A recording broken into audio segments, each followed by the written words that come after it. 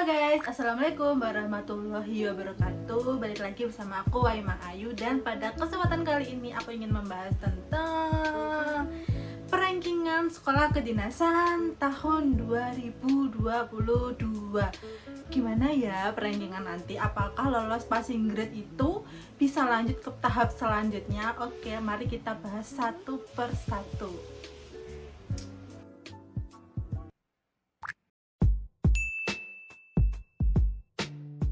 Oke guys, nggak usah berlama-lama lagi. Jadi pada kesempatan kali ini aku ingin membahas detail mengenai perankingan sekolah kedinasan tahun ini.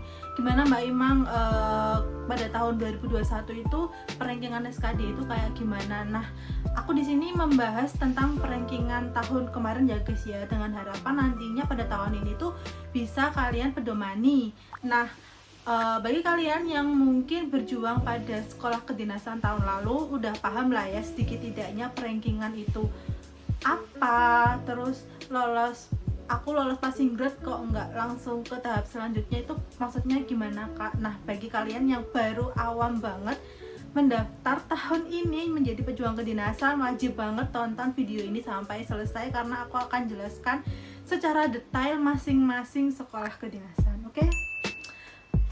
Oh iya, pertama-tama perankingan sekolah kedinasan ini itu sudah diatur, jadi nggak sekate-kate langsung ada gitu sekolah kedinasan menetapkan berapa formasinya, itu enggak. Jadi memang ini sudah diatur oleh Peraturan Menteri Pan-RB nomor 20 tahun 2021 tentang seleksi penerimaan mahasiswa praja taruna sekolah kedinasan pada kementerian lembaga.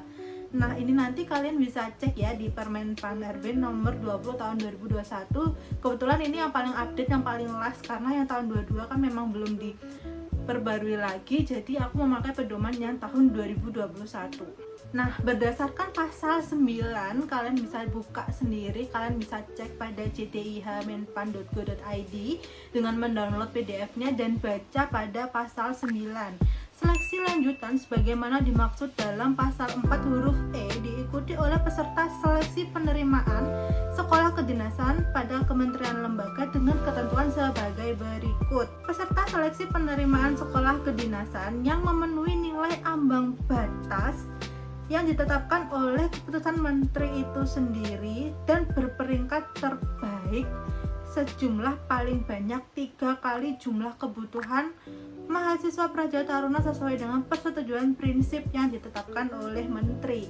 Jadi memang pada hakikatnya itu perankingan sudah diatur sedemikian rupanya pada Permen Pan-RB nomor 20 tahun 2021 sebanyak 3 kali kuota formasi pada sekolah kedinasan. Nah, sesuai dengan pasal 9 tadi itu kan 3 kali formasi kan, Rek. Namun tidak menutup kemungkinan jika ada persetujuan prinsip yang ditetapkan oleh menteri. Nah, persetujuan prinsip ini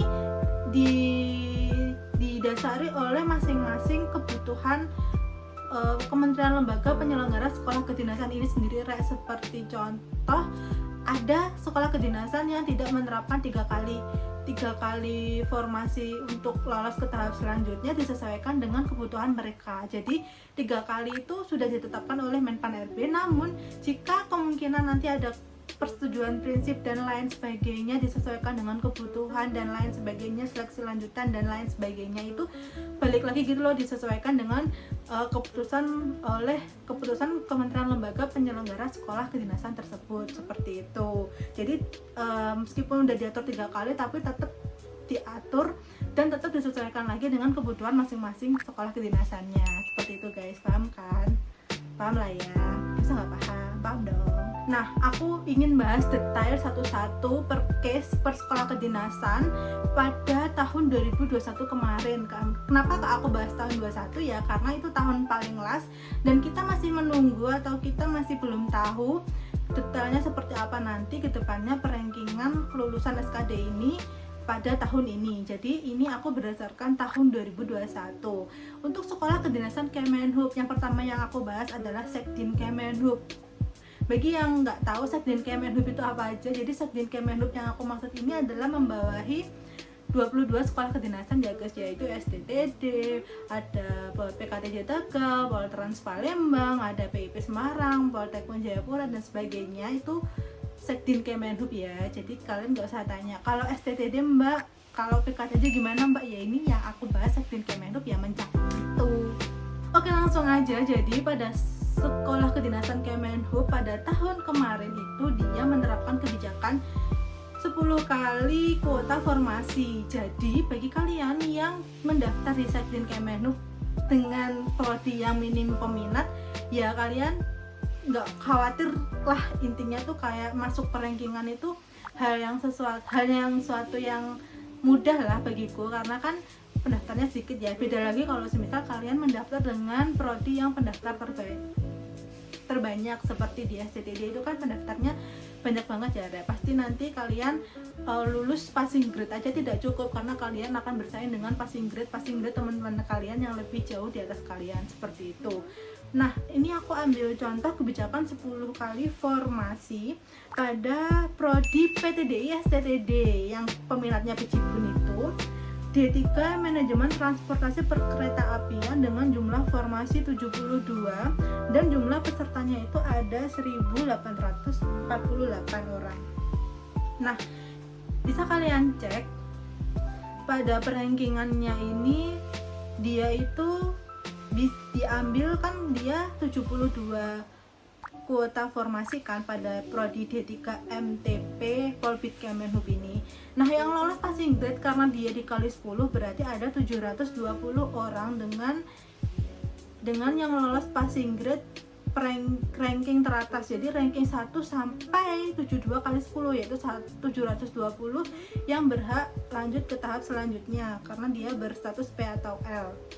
P garing L itu artinya lolos passing grade dan lanjut ke tahap selanjutnya, seperti itu guys. Jadi Sekdin Kemenhub ini memang dia 10 kali formasi. Jadi kalau semisal pesertanya nggak lebih dari 10 kali formasi, gimana? Apakah yang tidak lulus passing grade itu akan naik? Ya tentu saja tidak guys, jadi meskipun kalian, ini aku ambil contoh ya, di Politeknik Penerbangan Jayapura prodi D3 Manajemen Bandar Udara Polbid Kemenhub dengan jumlah formasinya ada 18 orang.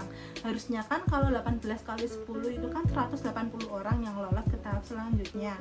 Namun pada perankingan dan hasil SKD teman-teman pada tahun kemarin itu hanya 109 orang yang lanjut ke tahap selanjutnya.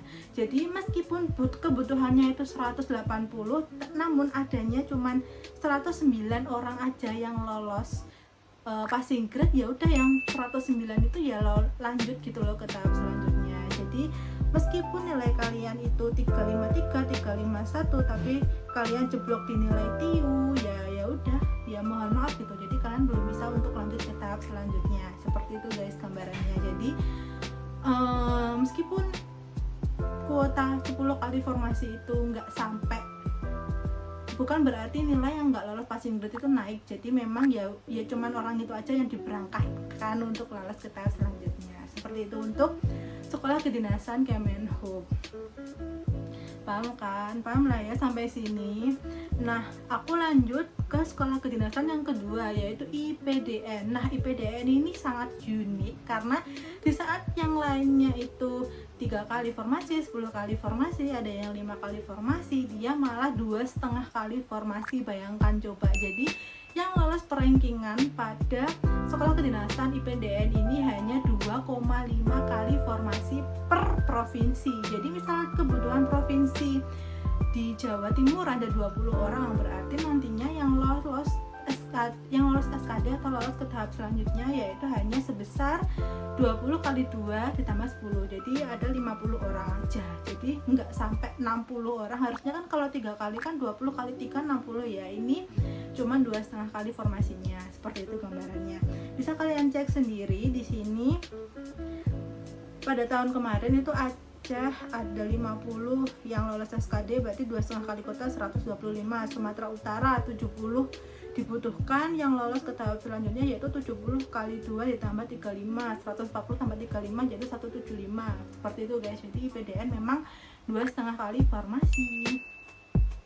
Nah ini adalah contoh, aku ambil yang provinsi Sumatera Utara. Sumatera Utara ini kan dibutuhkan tadi 70 orang ya. Nah di sini memang yang lanjut ke tahap selanjutnya memang 176. Kalau di sini mengapa kok 176 kok enggak 175? Karena nilai TIU, TWK dan TKP pada ranking 175 dan 176 itu sama persis guys. Jadi memang ada aturan di Permenpan RB nomor 20 tahun 2021 disebutkan bahwa apabila nilai peserta dengan nilai TIU, TKP dan TWK-nya sama persis, ya mereka semuanya sama-sama diikutkan untuk lolos ke tahap selanjutnya. Nah ini aku spill juga sekalian. Pada poin B, jika terdapat peserta seleksi penerimaan sekolah kedinasan pada kementerian lembaga yang mempunyai nilai kumulatif seleksi kompetensi dasar sama, mereka diurutkan berdasarkan pada nilai TKP dulu, TIU, lalu TWK. Pada poin B dan poin C itu sangat-sangat jelas disebutkan bahwa yang pertama kita lihat nilai TKP, TIU, TWK. Kalau TKP, TIU, TWK sama persis berarti kedua-duanya atau ke semua pesertanya ini diikutkan semuanya, seperti itu. Jadi pada kasus di sini yang mendapatkan yang mendapatkan total skor 427 itu ada banyak kan. Nah, ranking 427 tertinggi adalah orang-orang dengan nilai TKP dulu yang tertinggi yaitu 192, baru disusul nilai TIU-nya. Nah, pada ranking 170 itu kan dia memiliki nilai TIU 150, jadi dia kebetulan menjadi ranking pertama nilai 427, seperti itu guys, sampai ke bawahnya. Nah, itu nilai TIU, TWK dan TKP-nya itu sama persis, jadi mereka ranking 175 dan 176 itu berhak diikutsertakan dua-duanya ini ke tahap selanjutnya. Seperti itu guys gambarannya, paham kan? Lanjut ke sekolah kedinasan yang ketiga yaitu tentang PKN STAN. Nah PKN STAN ini dia itu pemeringkatannya secara nasional ya guys, jadi itu dia kan membukanya D4 STAN, D4 reguler. Jadi klasifikasi per prodinya itu masih belum dibagi gitu loh di semester awal ini. Jadi memang dijadiin satu dan kuotanya ada 262 orang. Nah kalau 262 orang dikali 3 formasi ini berarti dia ada 786. Jadi 262 dikali 3 adalah 786 orang yang lanjut ke tahap selanjutnya. Kalian bisa lihat sendiri kan, paling rendah aja nilainya adalah 451 guys. Jadi ya gimana ya memang STAN itu peminatnya banyak banget dan memang orang pintar-pintar sih, karena kan untuk lanjut ke tahap administrasi kan harus lolos skor UTBK dulu kan, untuk syarat administrasinya baru bisa SKD. Nah ini SKD-nya aja 451, jadi nilai total skor 451 itu nggak ada apa-apanya lah, jadi yang terendah di tahun kemarin. Jadi kalian yang berjuang di PKN STAN harus benar-benar semangat, harus benar-benar kerja keras banget sih. Bahkan ranking tertingginya STAN aja 501 guys, top skor tahun lalu. Jadi semangat bagi kalian berjuang PKN STAN. Lanjut ke Polstatstis. Nah STIS ini tuh ada dua kebijakan. Untuk kebijakan prodi D3-nya dia itu menerapkan kebijakan 5 kali formasi, sedangkan untuk prodi D4-nya dia menerapkan perankingannya yaitu 3 kali formasi. Bisa kita lihat pada D3 statistika dengan jumlah peserta 140. Nah 140 kali 5 ini kan 700 orang ya guys ya. Nah bisa kalian cek sendiri, ada 701 orang yang lanjut ke tahap selanjutnya pada prodi D3. Kenapa 701? Karena nilai ranking 700 dan 701 nya sama, sehingga mereka diikutkan kedua-duanya. Seperti itu guys untuk di STIS. Nah untuk prodi D4 STIS nya dengan jumlah formasi 250, karena D4 itu hanya 3 kali formasi, berarti hanya 750 orang aja yang lolos ke tahap selanjutnya. Kebetulan di sini ada 752 karena ranking 750 sampai 752 memiliki nilai yang sama persis, baik nilai TWK, TIU dan TKP-nya dengan skor terendah yaitu 447. Bayangkan tinggi banget gak sih? Jadi benar-benar harus berjuang ekstra untuk mendapatkan posisi lanjut ke tahap selanjutnya. Karena pada tahun ini mulai tahun 2022, tahun akademik 2022-2023 ini STIS itu memilih mahasiswanya itu berdasarkan penempatan per provinsi provinsi dan setiap prodinya. Jadi beda dengan tahun lalu. Pada tahun ini tuh ada kuota formasi CPNS-nya. Jadi nanti kalian udah tahu, nantinya kalian itu tahu gitu loh gambarannya kalian akan ditempatkan di mana. BPS Pusat kah, Provinsi Aceh kah, Provinsi Sumut kah, dan mereka itu masing-masing punya kuota sendiri per prodinya. Nah, dengar kabar burung yang beredar pada tahun ini nanti peringkingan di STIS itu didasarkan pada per prodi plus per kuota provinsi, kuota penempatan CPNS-nya. Jadi misalnya nih di BPS Pusat D4 statistika butuh 9 orang, ya berarti nantinya yang lolos perankingan hanya 9 dikali 3 yaitu 18 orang. Itu kalau semisal menganut perankingan tahun kemarin. Nggak tahu juga ya kalau tahun ini 3 atau 5. Jadi semoga kalian yang masih belum tes atau akan tes di Polstas di sini ya silakan gitu, maksudnya siap-siap aja raih skor dengan setinggi-tingginya, karena pada tahun ini STIS itu menerapkan kebijakan per provinsi dan per prodinya untuk perankingannya. Beda dengan tahun lalu yang belum ada formasi CPNS per apa itu namanya, per provinsinya, seperti itu guys. Jadi untuk tahun ini ditunggu aja untuk kebijakannya ya. Ini untuk gambaran aja sih, kalau menurutku sih yaitu dibagi per provinsi per prodinya, nggak seperti tahun lalu yang belum ada penempatannya kan. Jadi tahun ini memang dibagi kayak di IPDN. Lanjut untuk catar Kemenkumham prodi Sekolah Kedinasan Poltekim dan Poltekip.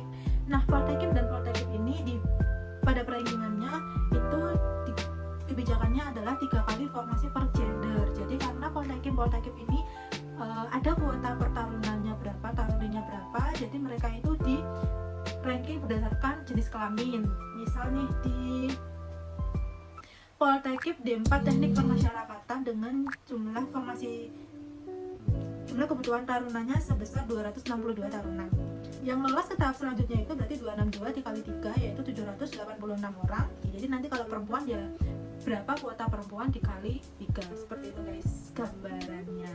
Oke, lanjut ke Poltek SSN. SSN ini pada tahun kemarin itu kan hanya membuka kuota 100 taruna kan. Pada tahun kemarin juga ini dia menerapkan kebijakan sebesar 8 kali formasi yang lanjut ke tahap selanjutnya. Jadi ada 800 orang calon taruna di Poltek SSN yang lanjut ke tahap selanjutnya, yaitu berdasarkan data di sini dengan skor terendahnya yaitu 422. Tinggi juga ya guys ya. Kita lanjut ke STMKG. Nah, STMKG ini jadi dia itu ada beberapa formasi jalurnya, ada formasi reguler, ada formasi daerah 3T, dan ada formasi Papua dan Papua Barat, dan itu dibagi lagi menjadi formasi OAP dan non OAP. Nah, kebijakan masing-masing jalur ini tuh beda-beda gitu untuk perankingannya sendiri.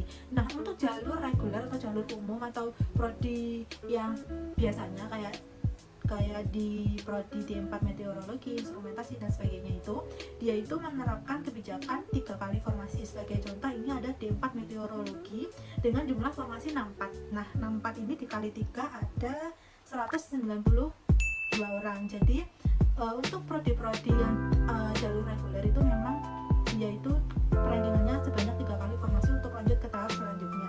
Lanjut ke daerah 3T. Nah, daerah 3T yang dimaksud pada tahun kemarin itu ada Maluku, ada NTT, ada Kalimantan Utara. Jadi untuk daerah 3T itu ada kebijakan baru yaitu 5 kali formasi kuota per daerah 3T-nya, seperti itu guys. Nah, untuk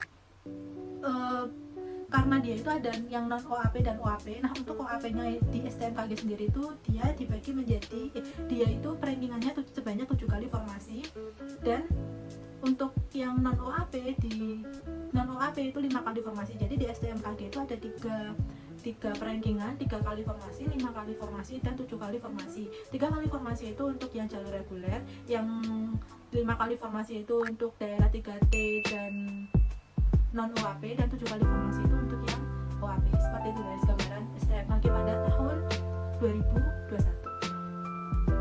Nah, berikut adalah rekap seluruh sekolah kedinasan. Di sini aku nggak bahas STIM karena STIM itu tertutup ya guys. Jadi aku nggak bisa ngomong karena aku nggak punya data tahun lalu. Jadi aku nggak bahas di konten ini. Aku hanya membahas sekolah kedinasan yang sudah ada gambaran contohnya, dan aku bisa jadikan itu pedoman di konten ini biar kalian juga jelas juga.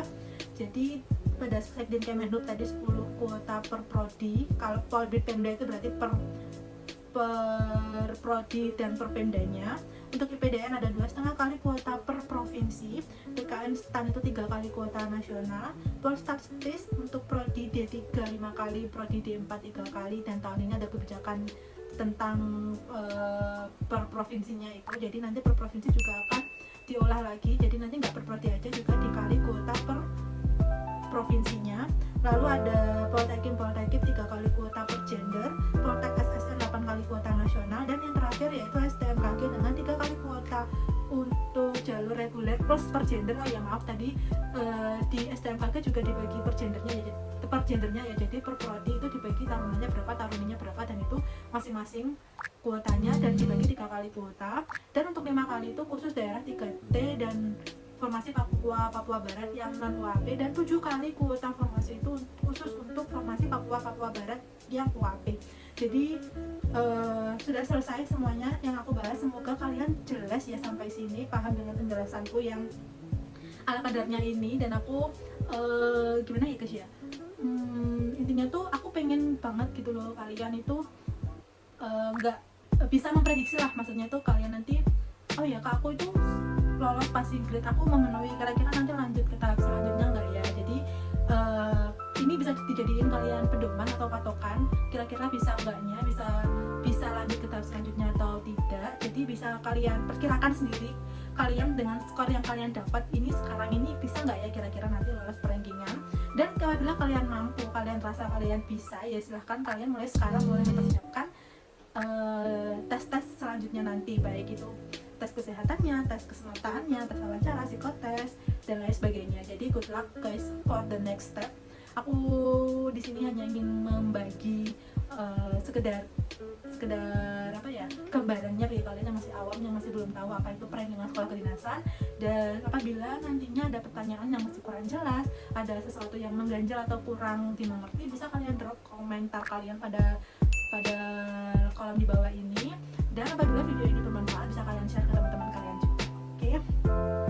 Oke lah, sekian penjelasan yang dapat aku sampaikan. Semoga kalian mendapatkan hasil yang optimal, yang kalian mampu, yang kalian bisa. Dan aku mohon maaf kalau semisal dalam konten ini ada perkataan yang kurang berkenan atau menyinggung kalian semua. Oke, wassalamualaikum warahmatullahi wabarakatuh. Good luck semuanya. Bye.